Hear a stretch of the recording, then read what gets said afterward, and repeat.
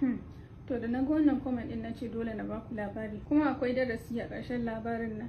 Maza, kun ga wannan magana kayan mata kayan maza din, mace idan ta je ta cusa abu, worst abu da ya jawo mata infection ne. Ko maza ku ba haka bane wo. Ni ne dai da dadewa tun lokacin ina house job, ina surgery lokacin a urology posting. Aka kira team dinmu aka ce muna da patient a emergency.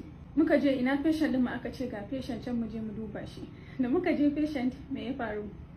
Mutumin ba yaro bane, magidanci, very responsible looking human being. Me ya faru kai patient? Me ya faru kai patient ka je aka baka concoction, aka kwaba baka wani abu, aka baka wai kayan maza ka je ka sha. Abu yayi aiki, fa yayi aiki, wannan matsalan dai abu ya tashi ya ki komawa ne. Wato abin da muke cewa priapism kenan. Priapism shine abu ya tashi ya ki komawa har ya wuce awa 4.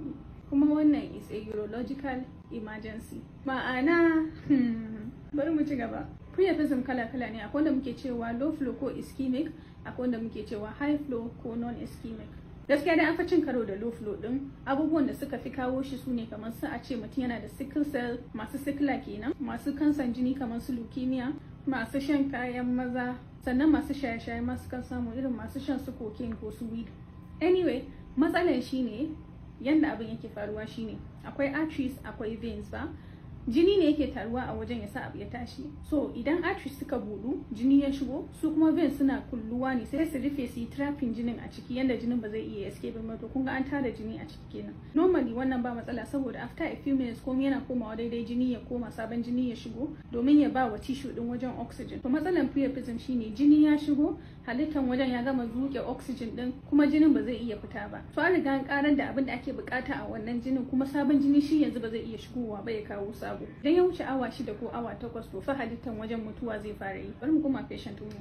Kai patient, lokacin da abu ya faru, maimakon ka zo asibiti sai ka ce bari ka jira ka ga ko zai sauka da kanshi. To kuskuren da mutane suke yi kenan, sai su ga irin abin da kunya ba za su iya zuwa asibiti ba, wane ne ba su san time is tissue ba. Abin da muke faɗa kenan, time is tissue.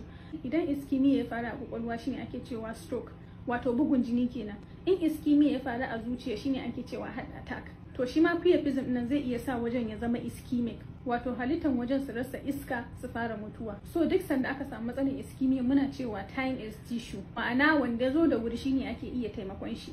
Kuma mutum ya samu wannan priapism din, gaya muku cika allura ake yi ciki. Wata rana akan bada magunguna, amma dai gaskiya an fi cika allura. Ba wasa nake yi ba, in fact yana da suna ma, ana ce mishi therapeutic aspiration, wato a cika allura a zuke jini ko kuma ka cika allura a yi injecting domin ya rufe waɗannan jijiyoyin tsohon jinin ya fita sabo ya shigo. Yawancin aka yi in the first 6 hours, wato kafin awa 6 ya wuce, akan taimaka wajen ya koma daidai. Idan fa har ya wuce awa 6 kuma awa 8 to fa halittan wajen mutuwa zai fara yi. Shi mutumin mu unfortunately patient din shi bai zo da wuri ba saboda da kunya.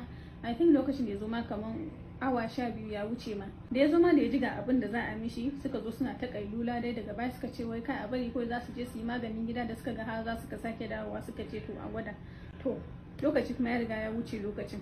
Aka mishi amma dai fa abu bai koma daidai ba. Karshe dai maganar da nake muku, abin fa na aiki yayi, saboda idan wajen ya mutu kan dama me zai yi. So darasin yau da shine, in Allah ya baka lafiya, lafiyan ka kalau, baka da wani matsala, kar ku je a kwaba muku wani abu a baku ku sha. Issue din irin wannan traditional kayan maza shine ba a controlling amount din, wato dosage. At least idan ana maganar su Viagra ne, wannan an san akwai dose din da mutum yake sha, kaman a ce maybe kwaya ɗaya mutum yake sha. Sai dai bai kamata ka sha fiye da haka, ban ba haka ba za ka yi overdosing kanka, kuma za ka iya jawo kanka priapism. Amma waɗannan traditional magungunan ba a iya controlling dosage din, kawai kwaba maka ake a baka ka sha. To ni dai na baku labari yanzu, masu ɗauka su ɗauka, wanda ba su ɗauka ba kuma to Allah ya kiyaye.